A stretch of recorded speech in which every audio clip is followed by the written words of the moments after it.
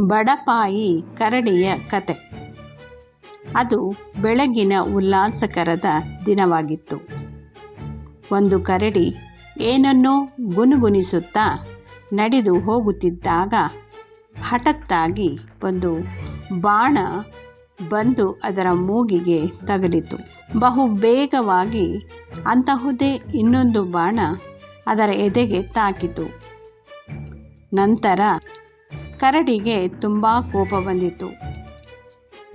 ಈ ದುಷ್ಕೃತ್ಯ ಮಾಡಿದವರ್ಯಾರು ಎಂದು ಅದು ಸುತ್ತಲೂ ನೋಡಿತು. ಅದಕ್ಕೆ ಸ್ವಲ್ಪ ದೂರದಲ್ಲೇ ಒಂದು ಹಂದಿ, ಅದರ ಹೆಸರು ಗೇಪ್, ಬಿಲ್ಲು ಬಾಣಗಳೊಡನೆ ನಿಂತಿರುವುದು ಕಾಣಿಸಿತು. ಲೋ, ಯಾಕೆ ನನಗೆ ಬಾಣ ಹೊಡೆದೆ ಎಂದು ಅಬ್ಬರಿಸುತ್ತಾ ಕರಡಿ ಗೇಪ್ನ ಮೇಲೇರಿ ಹೋಯಿತು.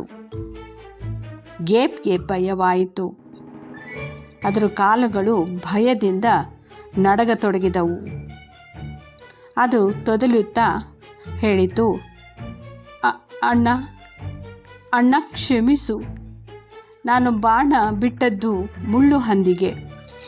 ಅದು ಬಹಳ ದಿನಗಳಿಂದ ನನಗೆ ತುಂಬ ತೊಂದರೆ ಕೊಡುತ್ತಿತ್ತು. ಆದರೆ ಬಾಣಗಳು ಗುರಿ ತಪ್ಪಿ ನನಗೆ ತಗುಲಿದವು.